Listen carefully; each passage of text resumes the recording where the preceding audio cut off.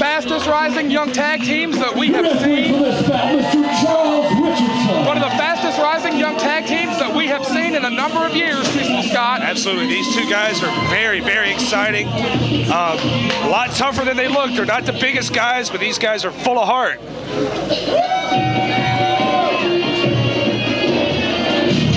And ladies and gentlemen, their opponents tonight, representing the Aftermath, please welcome Chet Sterling! And one of our... Oh, is that Xsiris?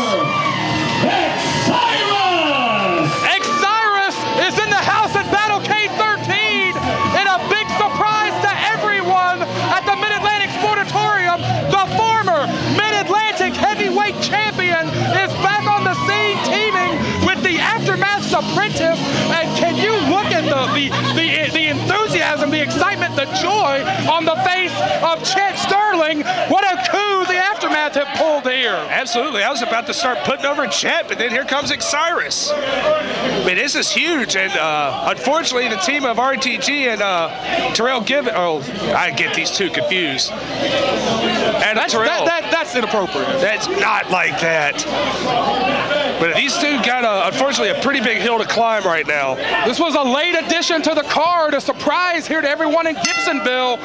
William Cross of the Aftermath using his political maneuvering to get an additional match added to the card. And now we know why he went through all the trouble. Absolutely. He's got the former Mid-Atlantic champ Xsiris back in the fold in the Aftermath.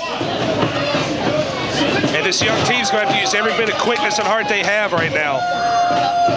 Chet starting things off against Terrell Givens. Givens, one of the best young prospects I've seen come around in a long, long time. He just needs that finish. He needs that final coat of paint. He needs that final couple of steps to put the whole package together. But I promise you, this kid has got it. Both these kids do. And this match became a lot more important to them, to everyone, the moment that Xsiris was entered into it.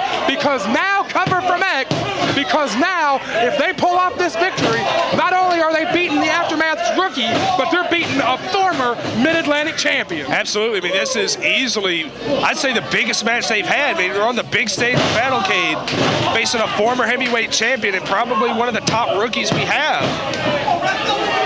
There has certainly been a fair amount of discussion this year over who is the Rookie of the Year, Chet Sterling or Chris Lee. We may find that out later tonight when Chris Lee challenges for the RGL Championship. But right now, it is Sterling and Givens in the ring.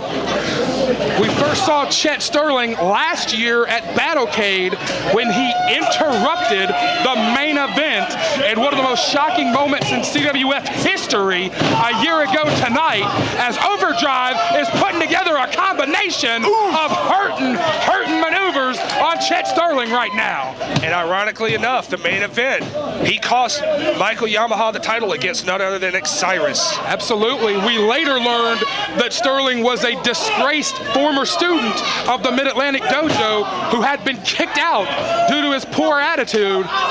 William Cross kind of has a thing for people that have poor attitudes and found a spot for him as the Aftermath's apprentice. Well, he's been mentoring the young man, and I'll be honest, I'm a big fan of Chet Sterling. I know you like Chris Lee, he's your Rookie of the Year, but to me, Chet Sterling's the real deal.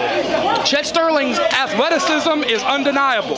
The kid has got mad potential, but he was kicked out of wrestling school for a piss poor attitude. There's no two ways about it. Everybody deserves a second chance, though.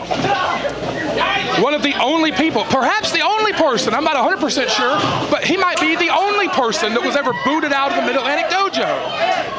It's big clothesline. I couldn't name another one. I'll give you that. And the plan right now for... Oh God! Just crushed RTG, Robyn Golphin. I mean, RTG and ATL, their plan was probably to keep Chet Sterling in this as much as possible. And that's kind of not really worked out that way. You pointed out that Xsiris was the champion a year ago. He lost the championship in January, and ever since, he's been inactive for most of the year. I mean, it's kind of the case where after he lost that title, he's kind of had a hard time finding himself. Well, that brings me to my next point.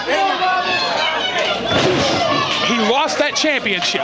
It affected his psyche. It affected his psyche to the point that we have seen him only a handful of times this year. Right, he's kind of picked his spots as to when he comes in, but I've kind of questioned how dedicated he is at this point, but we see him gotten himself back in great shape. Well, I don't want to take away from this match, but I want to ask you, because you're a former partner of his, to me that raises the question, what happens tonight or after tonight if Ray Kandrak loses that championship tonight? Does he take a similar path? Is it that crushing to a wrestler's psyche to lose the championship on a big major event like this? That's hard to say, because when I teamed with Ray, he was not at the level he is now as far as where his positioning in the company, but this is a guy who hates losing. Cover.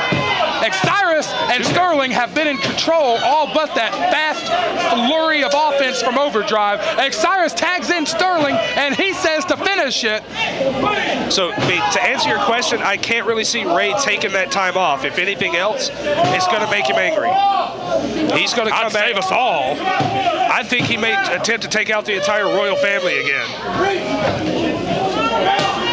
Sterling talking junk to Robyn Golphin. Terrell Givens is on the outside trying to get this crowd fired up. If Golphin can get to Givens, they've got a big chance here, but the aftermath undeniably has worked better as a team for a longer period of time. 5 minutes has expired. 5 minutes remain. Tag back into Xsiris. Xsiris kind of giving Chet a dirty look there, like he wasn't exactly, like he wasn't too happy with the apprentice. Yeah, it's like he just wasn't impressed at all. Hey, oh, I thought he got a head scissor, but no, did he? Oh my God. He spiked Xsiris. Xsiris, a former Rumble winner, one of the most decorated athletes in CWF history, has held nearly every championship we have, and he just got spiked on his head. No tag. No tag. Did not get it. To expand on the point from earlier, you never know what a loss will do to somebody. I can speak from experience. A bad loss can really mess with you. Like that Love Dude match. Yeah, I wasn't going to name it specifically, but like I said, you never know what it'll do to somebody's mindset. Sterling, very proper, very arrogant. He carries himself like a star. Like a member of the Aftermath. Well, point taken. But he carries himself like a star, and he's got star ability. Oh, God! That huge right hand, and I've seen him pin a lot of guys with that. That is a fight stopper if I've ever seen one. He's got to make the tag or get to his partner. He's got to make a choice here. Man, he dropped him like Juan Manuel Marquez dropped Pacquiao. He got to his partner. Givens and Xsiris are in. He took X's head off with a clothesline. And the bigger man Givens coming in there and cleaning house. Givens he's taking survey of the ring. He's looking at the lay of the land here. He's trying to figure out who to hit first. And I think he thought about it a little too much. I was just about to say, you're dead on. Face first into the canvas. Givens just thought about it too much. And that's the experience of Xsiris. Oh, he kicked out. Woo!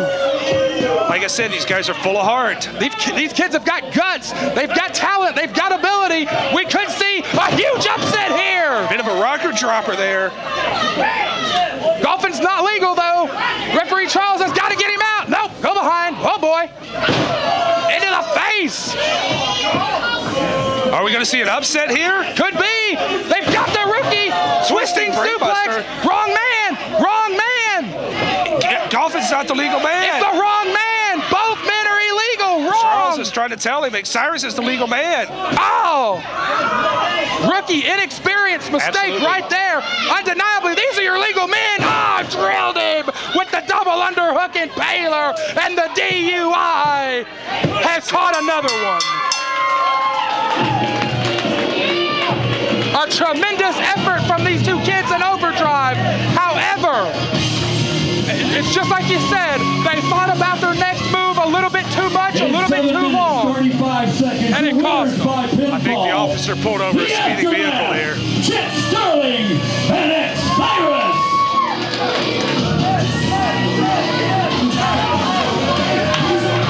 I think it looks like Chet's just really desperate for the approval right now.